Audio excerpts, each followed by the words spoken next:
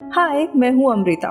ये कहानी है आज से फ्यूचर समय की, जहाँ पे अर्थ पूरी तरीके से डिस्ट्रॉय होने के कारण इंसानों के शरीर पर भी इसके परिणाम हुए हैं, जिसके कारण उनका रिप्रोडक्शन खराब हो गया है। और जो अभी बचे कुछ लोग हैं वो धरती के आखिरी इंसान बचे हैं। के बाद धीरे धीरे हमारी प्रजाति खत्म होती है। एक कॉफी शॉप में एक टीवी लगा था जिसपे हम न्यूज देखते हैं कि कैसे पूरे दुनिया भर के सबसे छोटे इंसान की मौत हुई है क्योंकि उसे ऑटोग्राफ नहीं दिया गया था। यहाँ पे ये सबसे छोटा इंसान 18 साल और 4 महीने का था, यानी कि पिछले 18 सालों में कोई भी बच्चा पैदा नहीं हुआ था अर्थ पर। इस कॉफी शॉप में थियो नाम का एक आदमी आता है जो अपनी कॉफी ऑर्डर करते हुए न्यूज पर अपनी नजर मारता है और वहाँ से चला जाता है। लेकिन शॉप के आसपास के लोग इस न्यूज को सुन के बहुत ही ज्यादा दुखी होते हैं। बाहर आकर थियो अपने ऑफिस की तरफ जा रहा था, लेकिन अचानक से कुछ दूरी पर बिल्डिंग में धमाका होता है। यहाँ पे सिचुएशन ऐसी थी कि सालों से कोई भी बच्चे पैदा ना होने के कारण पूरी दुनिया में काफी अजीब सा माहौल हो गया था।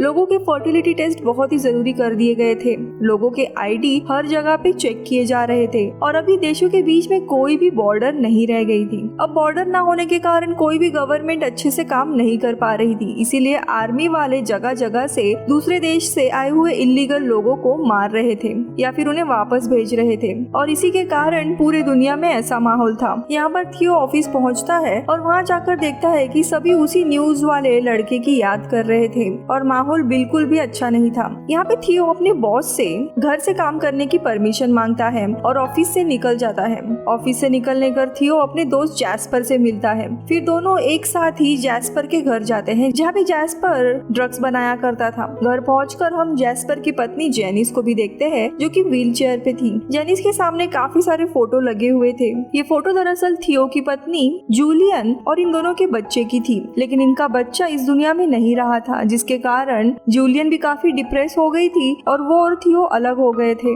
अब अगले दिन थियो अपने ऑफिस जा रहा होता है, लेकिन रास्ते में उसे अचानक से कोई किडनैप कर लेता है। कुछ ही देर के बाद जब थियो के सर से कपड़ा निकाल दिया जाता है तब उसके सामने एक किडनैपिंग गैंग थी और उसे जूलिया दिखाई देती है। और यहाँ पे पता चलता है जूलिया इस किडनैपिंग गैंग की लीडर है। उसी ने थियो को किडनैप करवाया था।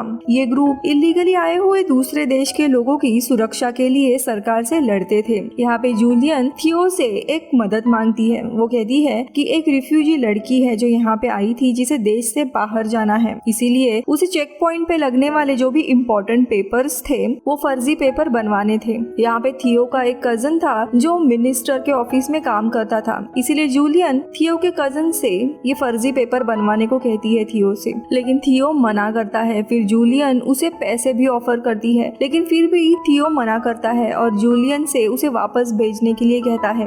अब यहाँ पे जूलियन उसे वापस तो भेज देती है, लेकिन साथ ही उसके लोगों को थियो पर नजर रखने की धमकी देती है और साथ ही उसे एक पेपर देती है और कहती है कि अगर वो काम करने के लिए रेडी होता है तो इस पेपर को दिए हुए एक सुरंग में चिपकाने के लिए बोलती है।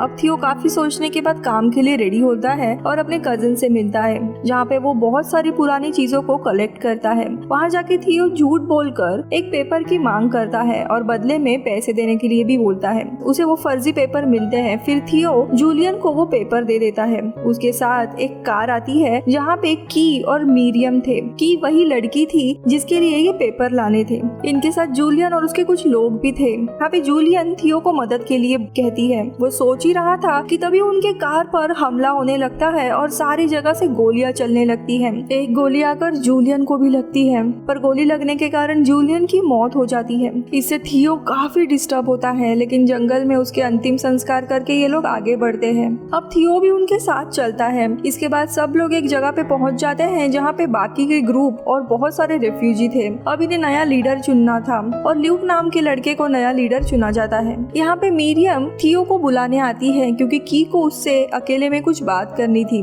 थियो की के पास आता है और की उसे बताती है कि जूलियन ने सिर्फ थियो पर ही भरोसा करने के लिए कहा था, वो बाकी किसी भी लोगों पर भरोसा नहीं कर सकती। और आगे वो बताती है कि उसे टुमारो नाम के शिप तक वो लेके जाए और तभी वो बताती है कि वो माँ बनने वाली है। ये देखकर थियो बहुत ही ज्यादा शॉक हो जाता है क्योंकि पिछले 18 सालों में पहली बार किसी को बेबी होने वाला था और अब उसे पता चलता है कि इसी के कारण इनके गाड़ी पर हमला हुआ था। ये बहुत ही इम्पोर्टेंट लड़की है और सारे अलग अलग इलीगल ग्रुप इस लड़की लड़की को अब पाना चाहते थे। अब थियो भी उसकी मदद करने के लिए तैयार होता है। इसके बाद रात को कुछ अनजान आवाज सुनकर थियो अपने रूम से बाहर आता है और चुप कर इनकी बातें सुनता है, जहाँ पे उसे पता चलता है ल्यूक ने ही जूलियन को मरवाया था लीडर बनने के लिए, और ल्यूक की के बच्चे को अपने पॉलिटिकल फायदे के लिए यूज करना चाहता है। अब ये सब कुछ सुनकर थियो सीधा की के पास जाता है और उसे सब कुछ बताकर अपने साथ चलने को कहता है। इसके बाद वो सब यहाँ से बचकर निकलते हैं और थियो मीडियम और की को जैस्पर के पास लेके आता है। वहाँ पे जैस्पर सबके लिए खाना बनाती है और फिर आगे की प्लानिंग की जाती है। और मीडियम बताती है कि टुमारो नाम की शिप एक तरह का हॉस्पिटल ही है जो उन्हें ह्यूमन प्रोजेक्ट तक पहुँचाएगा। फिर जैस्पर वहाँ से चला जाता है और सबके लिए एक कार लेकर आता है। अब जैस्पर सबको प्लान बताता है कि एक गार्ड है जिसे वो ड्रग्स बेचता है, वो सबको अरेस्ट करके रेफ्यूजी की तरह लेकर जाएगा ताकि किसी को शक ना हो और बॉर्डर पार करवा देगा। अब अगले दिन थियो की नींद एक अजीब से अलार्म से खुलती है और सब लोग एक सीसीटीवी पर देखते हैं कि वो ग्रुप के लोग उन्हें ढूंढते हुए यहाँ पे आ रहे हैं। फिर थियो मीरियम और की को लेकर चला जाता है और जैस्पर और जेनिस वहीं पे रहते हैं। अब यहाँ पे ये ग्रुप इन दोनों को भी मार सकता था, इसीलिए जैस्पर जेनिस को आई लव यू कहता है और हाई ड्रग का डोज देकर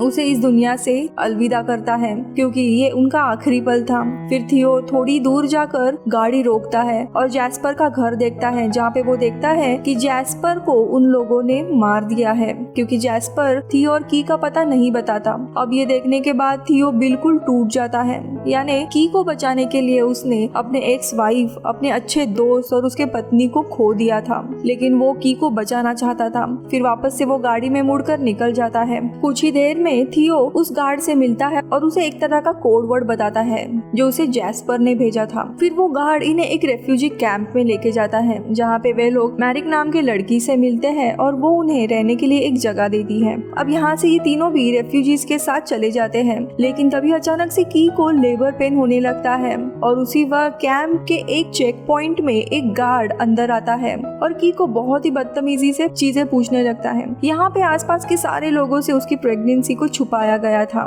क्योंकि यहाँ पे कोई भी उसका गलत इस्तेमाल कर सकता था। लेकिन तभी मीरियम और थियो उसका ध्यान बटाते हैं और वो गार्ड वहाँ से चला जाता है और साथ ही मीरियम को भी अपने साथ लेके जाता है। अब थियो और की कैंप के अंदर पहुँच जाते हैं और वो लोग मिरिका से मिलते हैं जो उन्हें रहने की जगह देती है। अब रूम के अंदर थियो की हेल्प से की एक डिलीवरी होती है और वो एक लड़की को जन्म देती है। आगे वही गार्ड उनके पास आता है जिसने इन लोगों को बॉर्डर पार करवाया था और यहाँ आकर वो देखता है कि की के पास एक बेबी है और वो उन्हें गन पॉइंट पे कहीं लेके जा रहा होता है। लेकिन इसी बीच मिरिका उस गार्ड पर हमला करती है और वो सब वहाँ से निकलकर चले जाते हैं। बाहर निकलकर मिरिका उन्हें एक सेफ जगह पे पहुँचाती है, जहाँ पे वो लोग कुछ देर रुकते हैं और थोड़ी देर में नाव का भी इंतजाम हो जाता है, जिसे वो लोग टुमारो बोट तक पहुँचेंगे। लेकिन बाहर निकलने से सबसे बड़ी प्रॉब्लम ये होती है कि हर जगह पे गोलियां चल रही होती है। ऊपर से ल्यूक और उसका ग्रुप भी इनके पीछे पड़ा हुआ था।